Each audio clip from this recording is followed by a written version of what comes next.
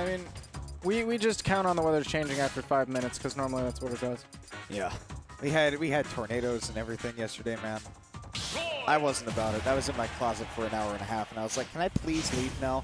And I would like open the door to my closet, and I would still hear the tornado sirens, and I was like, okay, back inside I go. I forgot you were in Denton for a second because I had none of that. Yeah, no, you had none of that. Up in Denton, we have plenty of it. I had to go back in the closet like it was high school. Okay, so one thing that you'll see, watch out for a lot from Akito is he has a very fast-moving snake. He is very, very fast. It reminds me of MVD, not quite at the same caliber, but the ability for him to move around just so quickly doesn't give you time to kind of process what he's doing and how he's camping. So he gets very aggressive with the grenades, and it's hard to find your way in. Yeah, the pace of play when it comes to Akito is very similar to MVD, and you can see that the Cypher is there as well. And that'll help him get those B-reverse landings. But, you know, when you play so fast, you can't play faster than your mind can keep up with. And that's sometimes what happens with Akito, is he just, you know, plays faster than he can actually comprehend. Yeah, I don't see that as much as it's just like eventually he has to slow down and people like Sethlon are able to force that out of him. He does a pretty good job of keeping track of his own grenades and stuff. Yeah, no, I haven't seen Akito ever blow himself up with C4, not on purpose, stuff like that. Once again, you know, really using these explosives to cover his landing. And, you know, this is at these higher percents, like you're saying. Akito slows it down a little bit. He's not quite going at that breakneck pace he was at the start. I think the biggest thing is he's able to set up all the crazy movement and set up all the grenades when he has advantage, but from disadvantage or even neutral when there's the threat of the Roy, it's hard to set up all of that so quickly. So he has to find his hit. Dash attack is a great way to find that hit.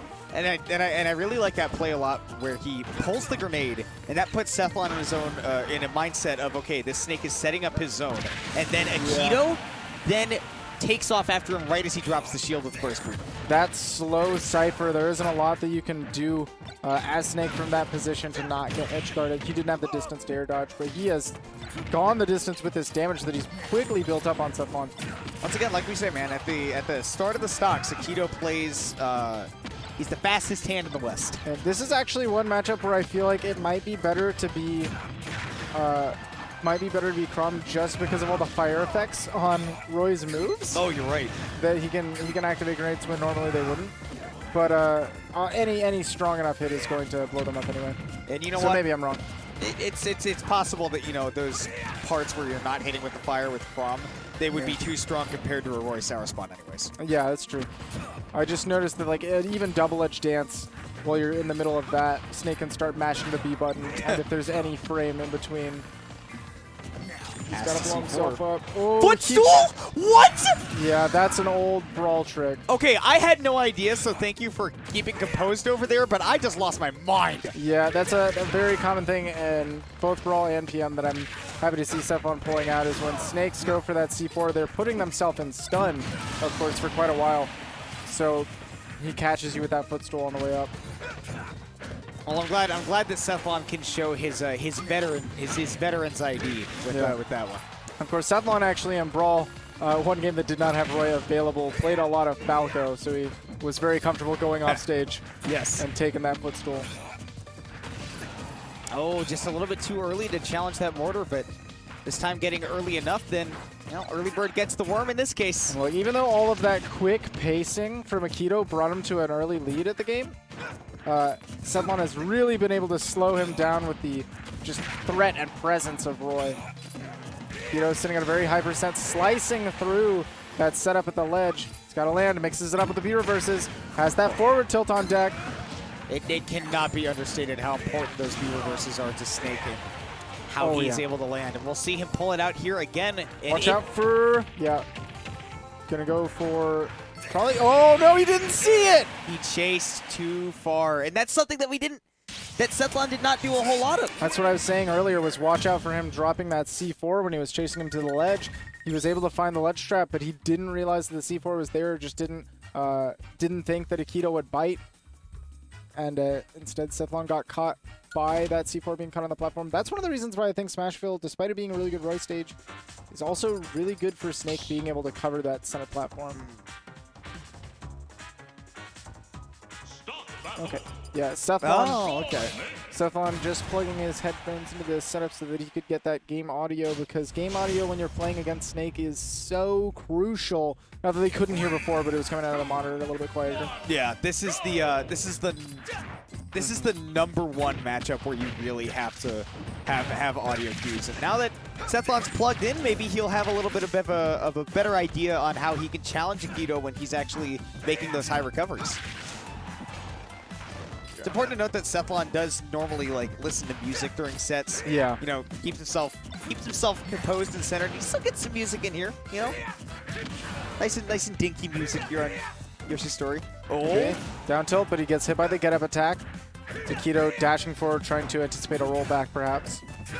Very interested to see that Sethlon's going for so many double-edged dances because they're so laggy there at the end. We talk about how Akito's shield was so low that he got shield poked by that forward tilt, which set up that entire situation that led to Sethlon getting that first stock. Ooh, dashing forward smash. He's got the sour spot, but that sets up a beautiful look at the way he's laddering on these platforms. Dude, just up there to continue the pressure. And I love that this is the 22nd week of Sethlon doing this too. He's been doing that literally since day one. Okay, look at how high Akito's flying. Watch out for that C4. But Akito looks like his Cypher got blown up and he wasn't able to grab the ledge. Okay, forward tilt out of the pressure. Forward tilt being frame 4 is a really good scramble option. Drop off back air. That back air got base boosted in this last patch. A little bit stronger for killing.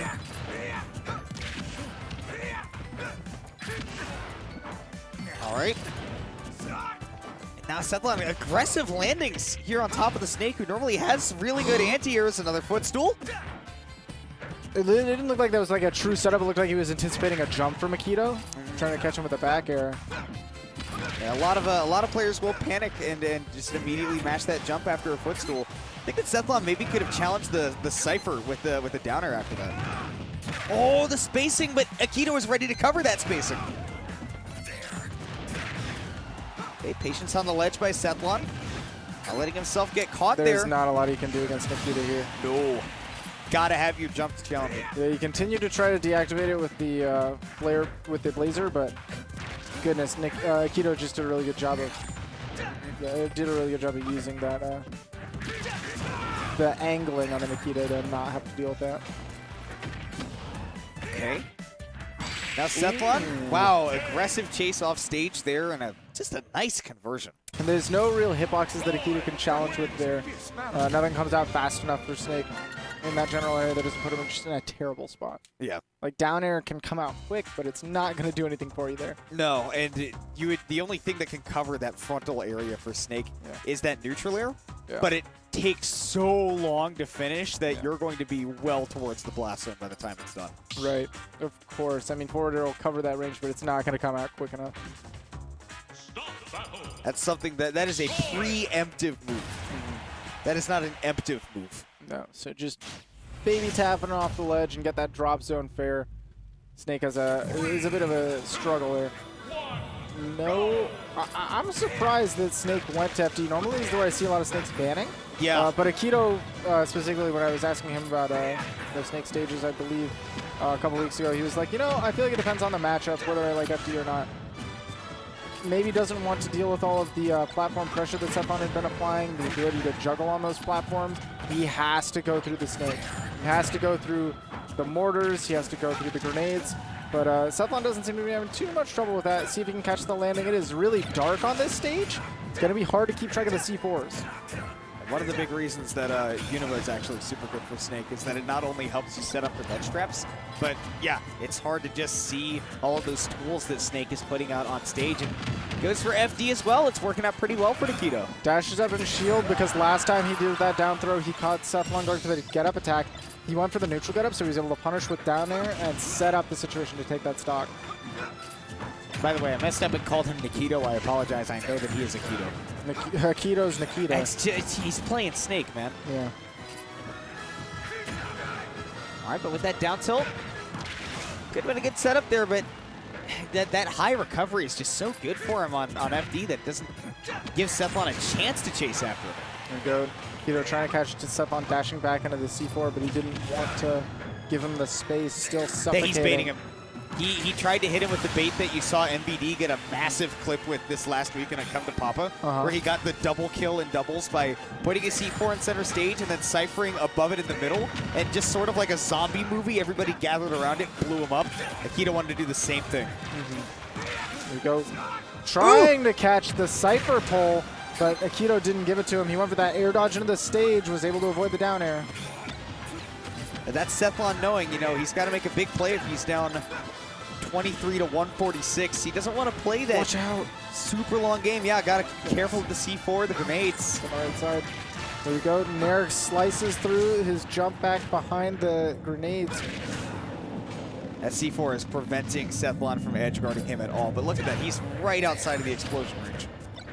And one thing Akito does a really good job, though, of is continuously blowing up his C4s and continuously setting up in new spots. You've got to keep track. Yeah, he drop zone. Yeah, not anything you can do about that.